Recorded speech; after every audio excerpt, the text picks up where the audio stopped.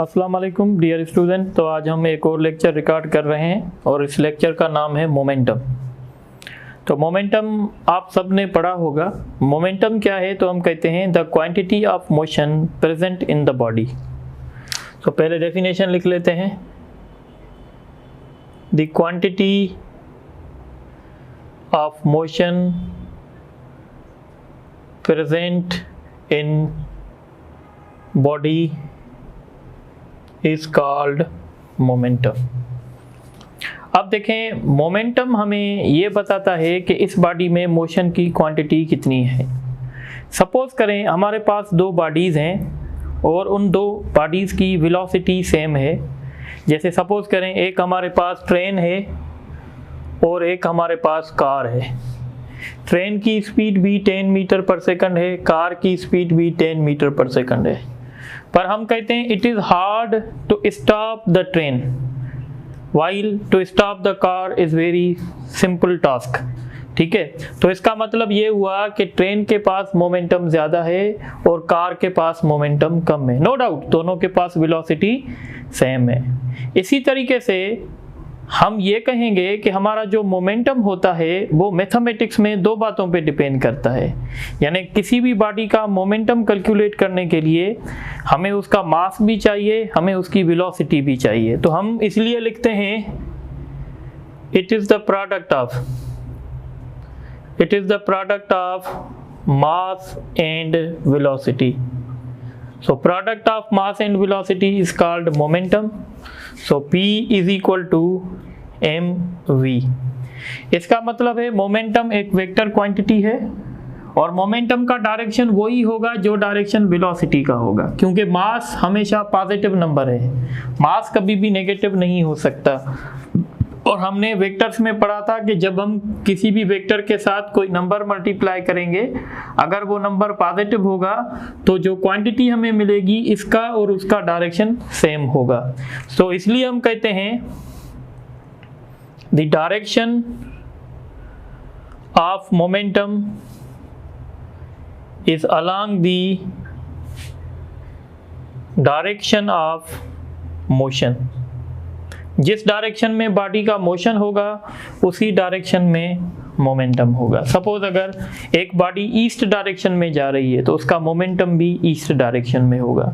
एक body north direction में जा रही है तो उसका मोमेंटम भी नॉर्थ डायरेक्शन में होगा। अब हम इसकी बात करेंगे इसके यूनिट की। ठीक है, तो जब हम यूनिट की बात करते हैं तो इसका एक तो सिंपल यूनिट बनेगा किलोग्राम मीटर पर सेकंड। ठीक है, पर अगर हम इसमें थोड़ी सी मॉडिफिकेशन करें, हम एक सेकंड डिवाइड भी कर दें, मल्टीप्लाई भी कर दें, तो ये कंबाइनली क्या बनेगा? न्यूटन, क्योंकि किलोग्राम मीटर पर सेकंड स्क्वायर न्यूटन के बराबर है। तो ये फाइनली बनेगा न्यूटन डॉट सेकंड। तो इसका मतलब है मोमेंटम के दो यूनिट हो सकते हैं, एक किलोग्राम मीटर पर सेकंड और एक न्यूटन डॉट सेकंड। ये जो मोमेंटम होता है ना, कभी कभी इसको लीनियर मोमेंटम भी हम कहते हैं। लीनियर मोमेंटम, या अगर हम सिंपली मोमेंटम कह रहे हैं, बात क्या होगी? सेम होगी। तो अभी आपने देखा कि मोमेंटम डिपेंड करेगा मास पे और डिपेंड करेगा वेलोसिटी पे। तो ये मैं लिख लेता हूं, it depends upon mass and velocity, दोनों बातों पे डिपेंड करेगा। ठीक है, अब एक बात आप समझें। अब यहाँ पे हम कुछ केसेस डिस्कस करेंगे। यहाँ पे हम एक पॉइंट लिख रहे हैं कि अगर दो बॉडीज की मासेस सेम हैं तो फिर मोमेंटम उस बॉडी का ज़्यादा होगा जिसकी वेलोसिटी ज़्यादा होगी। तो यहाँ पे एक मैं पॉइंट लिख रहा हूँ, if two bodies having same masses, if two bodies having same masses are moving with, या इसको ऐसे लिख लेते हैं, if two bodies having same masses then momentum of a body is greater whose speed is greater. सही है।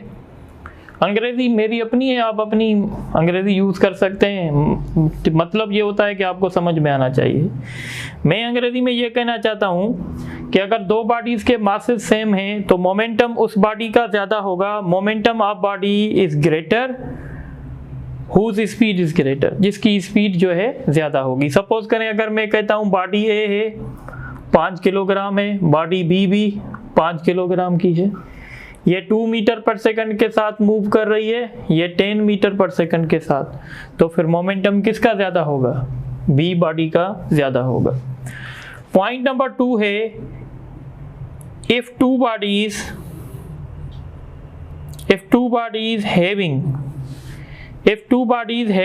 या two bodies are moving with same velocities, then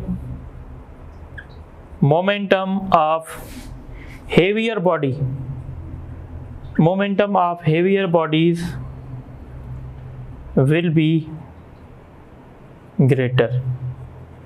ये थोड़ा सा समझ लें, ये बात आपको समझनी पड़ेगी। अब यहाँ पे मैं क्या कह रहा हूँ, दो बॉडीज़ की स्पीड सेम है। जब दो बॉडीज़ की स्पीड सेम होगी तो मोमेंटम उस बॉडी का ज़्यादा होगा जिसका मास ज़्यादा होगा। अब कैसे देखें, एक इलेक्ट्रॉन है, इलेक्ट्रॉन की स्पीड भी 100 मीटर पर सेकंड है, और प्रोटॉन है, प्रोटॉन भी 100 मीटर पर सेकंड के साथ मूव कर रहा है। तो इस केस में हम कहेंगे कि मोमेंटम जो है वो प्रोटॉन का ज़्यादा होगा क्योंकि प्रोटॉन का मास ज़्यादा है। ठीक है। अब एक बात और याद रखें जो कि बहुत इंपॉर्टेंट है। देखें, पॉइंट ये है, इफ two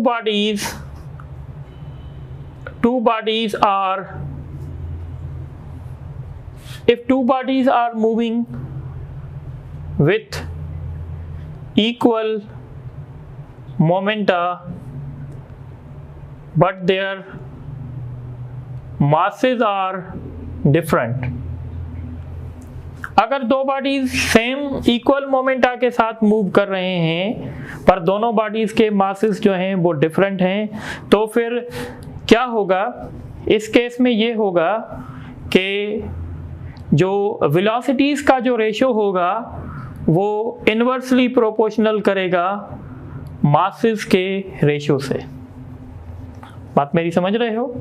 यानी अगर मैं कहता हूं कि एक इलेक्ट्रॉन है और एक प्रोटॉन है, इलेक्ट्रॉन और प्रोटॉन का मोमेंटम सेम है, यानी momentum of electron is equal to momentum of proton, तो फिर अगर मैं आपसे पूछूं स्पीड किसकी ज़्यादा होगी तो आप कहेंगे स्पीड इलेक्ट्रॉन। तो मैं कहूँगा कि भाई इलेक्ट्रॉन की जो स्पीड है वो ज़्यादा होगी। देखें, कंफ्यूज बिल्कुल ना हो, यहाँ पे मैंने कंडीशन दी है कि electron and proton are moving with equal momenta, then which particle have greater speed, तो इलेक्ट्रॉन के पास स्पीड ज़्यादा होगी क्योंकि इलेक्ट्रॉन का मास कम है।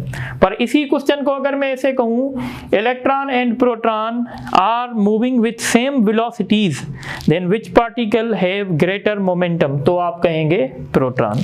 तो बात मैं बिल्कुल क्लियर कर रहा हूँ, आप लोगों को ये बात भी समझ में आनी चाहिए। अब आगे चलते हैं और रिलेशन डिस्कस करते हैं। Relationship between kinetic energy and momentum. एक रिलेशन इनके बीच में है जो रिलेशन बहुत कम नज़र आता है हमें। वो रिलेशन ये है कि अगर किसी बॉडी के पास मोमेंटम नहीं होगा तो उस बॉडी के पास काइनेटिक एनर्जी भी नहीं होगी। यानी जो बॉडी रेस्ट में होती है उसके पास ना तो काइनेटिक एनर्जी होती है ना उसके पास मोमेंटम होता है। इनके बीच में रिलेशन क्या है कि काइनेटिक एनर्जी p²/2m। ठीक है। अब जब ये फार्मूला आप वहां पे लगाएंगे जब आपको मोमेंटम भी दिया जाए, मास भी दिया जाए और आपसे काइनेटिक एनर्जी पूछी जाए, तो आप वहां पे ये रिलेशन यूज कर सकते हैं। इस रिलेशन को देखें और अगर मैं आप लोगों को, चलें एक बात और करते हैं। आजकल मार्केट में बहुत बहुत सा क्वेश्चन जो है ना घूम रहा है कि भाई अगर इतनी परसेंट ये होगा तो इतने परसेंट क्या होगा। तो देखें, अगर आप परसेंट इंक्रीज करना चाहते हैं, ठीक है, मोमेंटम में, then percent increment in kinetic energy.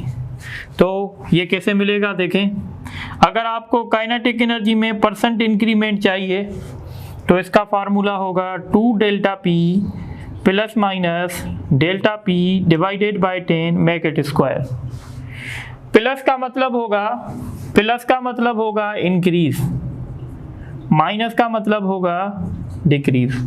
यानी अगर मैं कहता हूँ एक बॉडी का मोमेंटम 20% बढ़ रहा है तो काइनेटिक एनर्जी कितनी बढ़ेगी, तो आप क्या करेंगे, 2 मल्टीप्लाइड बाय, ठीक है, 20, और इंक्रीज का है तो प्लस की साइन देंगे, 20 divided by 10 make it square. ये 40 हो जाएगा, 0 0 के साथ कैंसिल, ये 4 हो जाएगा तो 44% हो जाएगा। तो ये एक्चुअल में फार्मूला किसके लिए है, इंक्रीमेंट के लिए। तो इंक्रीमेंट आप ऐसे फाइंड कर सकते हैं, ठीक है। इसका रिवर्स भी होता है। रिवर्स आप कैसे कैलकुलेट करेंगे, तो रिवर्स कैलकुलेट आप ऐसे करेंगे, सपोज करें अब आपको इंक्रीमेंट इन काइनेटिक एनर्जी दे रहे हैं, देन इंक्रीमेंट इन मोमेंटम आपसे पूछेंगे, ठीक है। तो इसका फार्मूला होगा, काइनेटिक एनर्जी में इतने परसेंट इंक्रीमेंट आएगी तो फिर मोमेंटम में। तो जब इंक्रीमेंट की बात होगी, इसमें दो बातें हो सकती हैं, एक इंक्रीमेंट की हो सकती है, जब इंक्रीमेंट की आएगी तो काइनेटिक एनर्जी में, सॉरी, मोमेंटम में आपको जो इंक्रीमेंट मिलेगी वो आपको इस तरीके से मिलेगी कि भाई आप करेंगे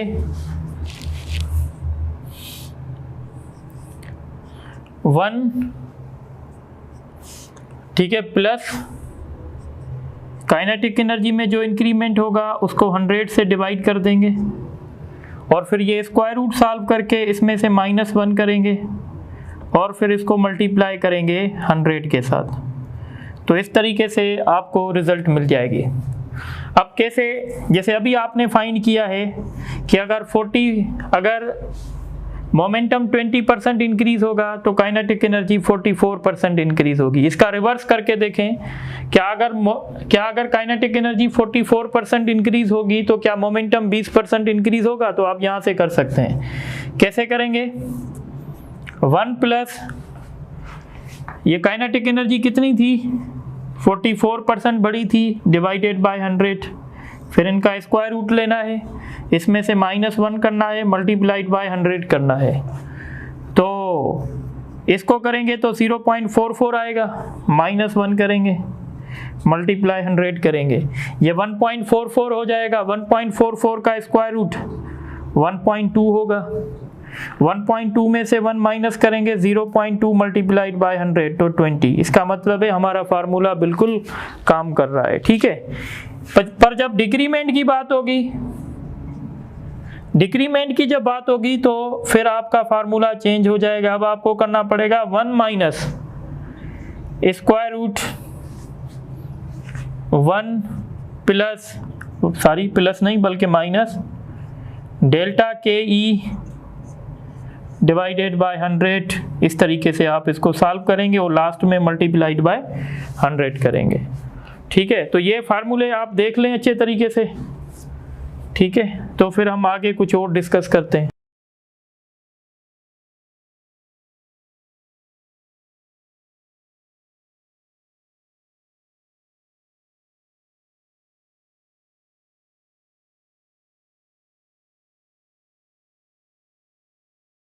अच्छा, अब हम बहुत सी इंपॉर्टेंट बात डिस्कस करने वाले हैं। देखें, if two bodies having different masses and moving with equal momenta, ठीक है। तो ये बात आपको पता है कि अगर दो बॉडीज के मासेस डिफरेंट होंगे और वो इक्वल मोमेंटा के साथ मूव कर रहे हैं तो आपको पता होगा जिस बॉडी का मास कम होगा उसकी स्पीड ज़्यादा होगी। थोड़ी देर पहले मैंने बताया है।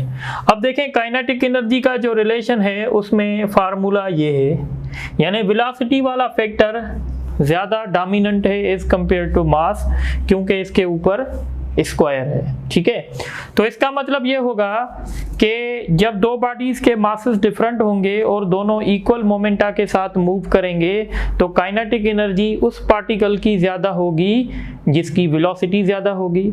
ठीक है, और वेलोसिटी किस पार्टिकल की ज़्यादा होगी? जो पार्टिकल लाइट पार्टिकल होगा। तो मैं ये लिख लेता हूँ कि lighter particle having highest kinetic energy. Lighter particle के पास काइनेटिक एनर्जी ज़्यादा होगी।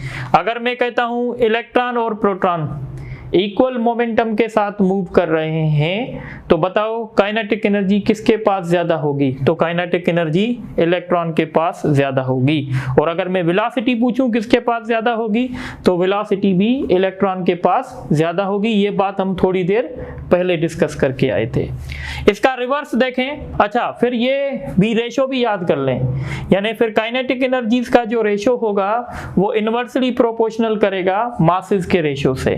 अच्छा, दूसरी बात यह है if two bodies having different masses, if two bodies having different masses and moving with same kinetic energy, अगर वो सेम काइनेटिक एनर्जी के साथ मूव कर रहे हैं तो फिर जो मोमेंटम का रेशो होगा वो डायरेक्टली प्रोपोर्शनल करेगा ratio of square root of masses. इसका मतलब होगा, देखें, अगर मैं आपको कहता हूं कि भाई दो बॉडीज हैं और उन दो बॉडीज के, ठीक है, तो अब हम यहां पे ये बात करेंगे कि momentum of heavy particle will be greater. ठीक है, सपोज अगर मैं क्वेश्चन को ऐसे लिखता हूं कि electron and proton are moving with equal kinetic energy then which particle possess greater momentum, तो आप कहेंगे प्रोटॉन। तो ये बातें भी आप लोगों को समझ में आनी चाहिए। ठीक है, अब हम क्या करेंगे कि इस पे हम कुछ न्यूमेरिकल्स कर लेते हैं, फिर हम आगे की तरफ चलेंगे। ठीक है, तो एक सिंपल सा न्यूमेरिकल है, देखें। The momentum of a body depends upon option A mass of body, option B size of body, option C velocity of body, option D both A and C। तो थोड़ी देर पहले हमने डिस्कस किया था कि बॉडी का जो मोमेंटम होता है वो मास पे भी डिपेंड करता है और वेलोसिटी पे भी डिपेंड करता है, तो इसका ऑप्शन डी होगा। दूसरा क्वेश्चन है the product of mass and velocity, the product of mass and velocity is known as impulse, force, power या मोमेंटम। ठीक है, so the product of mass and velocity हम इसको क्या कहेंगे? मोमेंटम कह सकते हैं। उसके बाद एक और क्वेश्चन है जो कि बहुत इंपॉर्टेंट है, the speed of a body is doubled, the speed of a body is doubled without affecting the mass of body, then which of following is correct? Option A, its momentum becomes doubled. Option B, its kinetic energy becomes 1/4. Option C, its kinetic energy becomes doubled.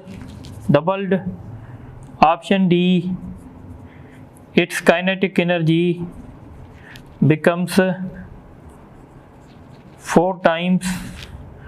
Option E, both A and D। ये तीनों question आपके पास papers में repeat हो चुके हैं, बहुत आसान है। काइनेटिक देखें, मोमेंटम जो है वो बॉडी की वेलोसिटी से डायरेक्टली प्रोपोर्शनल होता है। अगर वेलोसिटी डबल होगी, मास को हमने कुछ नहीं किया, तो मोमेंटम डबल हो जाएगा। पर काइनेटिक एनर्जी जो होती है वो स्क्वायर ऑफ वेलोसिटी पे डिपेंड करती है। तो अगर हम बॉडी की स्पीड डबल करेंगे, काइनेटिक एनर्जी 4 टाइम्स बढ़ेगी। तो इसका राइट ऑप्शन ए भी होगा, डी भी होगा, इसलिए ई ऑप्शन इसका सही होगा। इसके बाद एक दूसरा क्वेश्चन देखें। अ 10 kilogram body is moving with the momentum of 20 kilogram meter per second.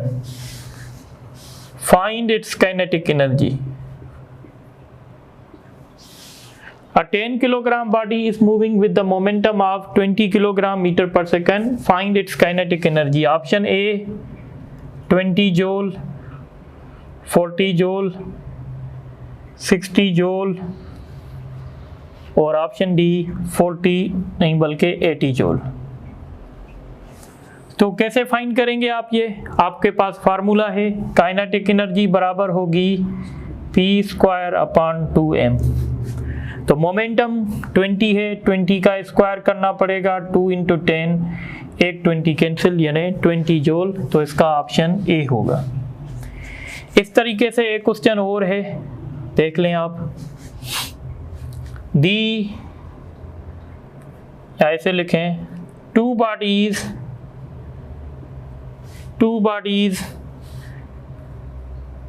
या ऐसे लिखें इस तरीके से, the ratio of masses of two bodies are 2:3 if these are moving with equal momenta, then ratio of their kinetic energy is option A 2:3, 4:9, 9:4, 3:2। तो मैंने आपको थोड़ी देर पहले बताया है कि अगर दो बॉडीज के मोमेंटम सेम होंगे तो काइनेटिक एनर्जी का जो रेशियो होगा वो इन्वर्सली प्रोपोर्शनल करेगा रेशियो ऑफ दी मासेस से। तो हम क्या करेंगे, जो भी मासेस का रेशियो दिया जाएगा उसको हम इन्वर्स करेंगे। इन्वर्स मतलब 2/3 का रेशियो इन्वर्स क्या होगा, 3/2 यानी 3:2। तो इसका ऑप्शन डी होगा। इसके साथ एक और क्वेश्चन देखें। The numerical value of momentum of a body becomes equal to its kinetic energy. Find its speed. 1 meter per second, 2 meter per second, 3 meter per second, 4 meter per second। Question क्या दिया गया है कि जितना body का numerical value momentum का है उतना ही न्यूमेरिकल वैल्यू काइनेटिक एनर्जी का है। न्यूमेरिकल वैल्यू मोमेंटम का mv, काइनेटिक एनर्जी का 1/2 mv²।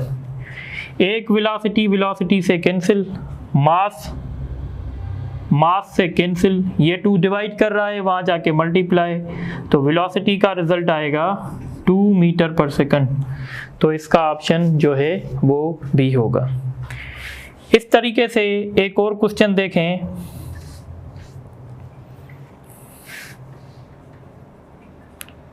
forces, two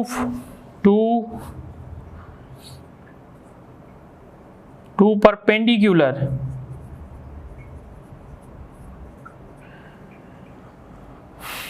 या इसको हम ऐसे कर सकते हैं, a force of 100 Newton is acting on 5 kilogram body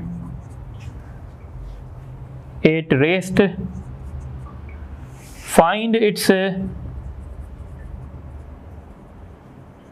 momentum at the end of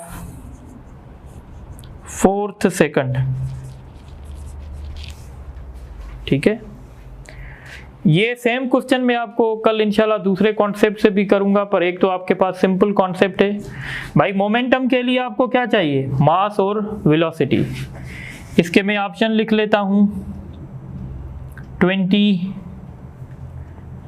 Newton dot second, 400 Newton dot second, 800, 1600।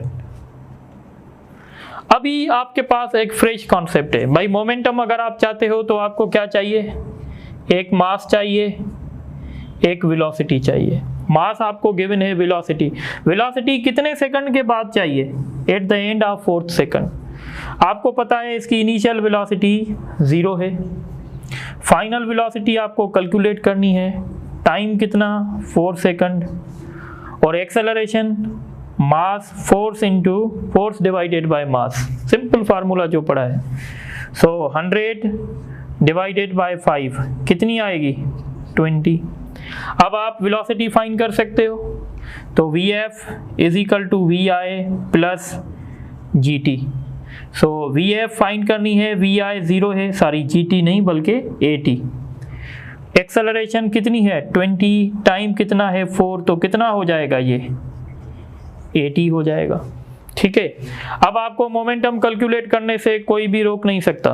ठीक है, तो आप मोमेंटम कैसे कैलकुलेट करेंगे, मास 5 मल्टीप्लाइड बाय 80, तो इसको करेंगे तो रिजल्ट क्या आएगा 400 न्यूटन मीटर। तो ये इसका सही ऑप्शन है। एक MCQs आप यहाँ भी देख सकते हैं।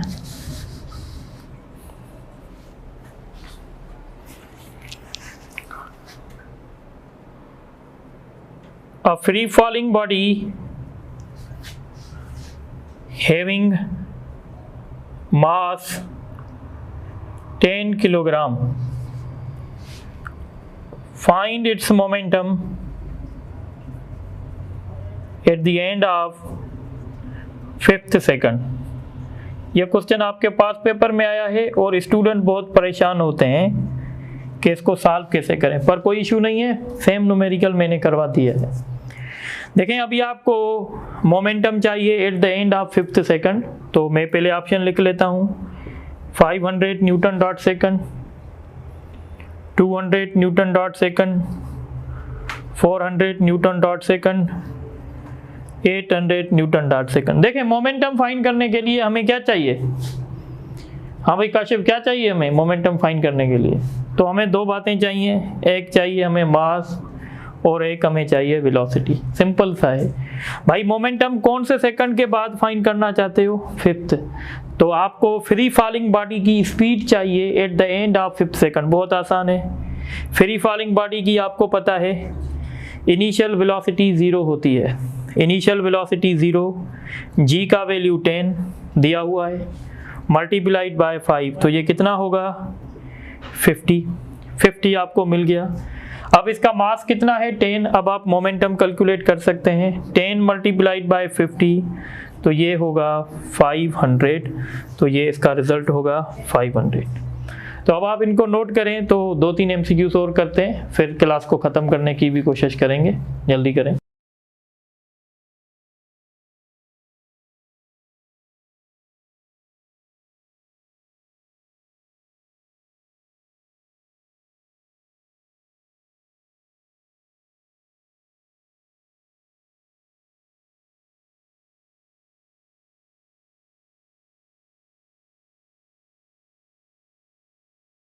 अच्छा, आप ये क्वेश्चन देखें जो बहुत इंपॉर्टेंट क्वेश्चन है। The momentum of body is increase by 40%, then its kinetic energy is increase by, तो फार्मूला मैंने बता दिया है, change in kinetic energy to delta P. Delta P की जगह 40 रखेंगे और delta P divided by 10 make it square, तो ये हो जाएगा 80, ये 16 हो जाएगा, तो ये 96%। इसका ऑप्शन बी होगा। इस तरीके से ये क्वेश्चन देखें, if kinetic energy of particle is increase by 69% then its momentum, तो मैंने बताया था change in momentum is equal to square root 1 plus change in kinetic energy divided by 100 minus 1 and again multiplied by 100, जो formula था। ठीक है, तो 1, अच्छा अब ये काइनेटिक एनर्जी 69 है, इसको 100 से डिवाइड करेंगे 0.69 हो जाएगा, ये हो जाएगा 1.69, इसका रूट निकलेगा 1.3 माइनस 1 मल्टीप्लाइड बाय 100, तो ये होगा 0.3 मल्टीप्लाइड बाय 100 मीन्स 30%, तो इसका ऑप्शन बी होगा। All particles are moving with same momenta, then which particle has greatest kinetic energy? तो मैंने बताया था जिसका मास सबसे कम होगा उसकी काइनेटिक एनर्जी सबसे ज़्यादा। पर याद रखिएगा, ऐसे नहीं कि आपको कहें कि भाई ये 5 किलोग्राम बॉडी है, 10 है, ये 15 है, तीनों की स्पीड सेम है, अब बताओ काइनेटिक एनर्जी किसकी, तो वो कॉन्सेप्ट नहीं है। फिर आपको अगर इन सब की स्पीड सेम होगी ना, तो काइनेटिक एनर्जी फिर मास पे डिपेंड करेगी सिर्फ, तो फिर इसकी काइनेटिक एनर्जी ज़्यादा होगी, ये इसका मतलब अलग है, इसका है सेम मोमेंटा। ठीक है ना। 2 bodies having masses 4 kg and 6 kg are moving with equal momenta.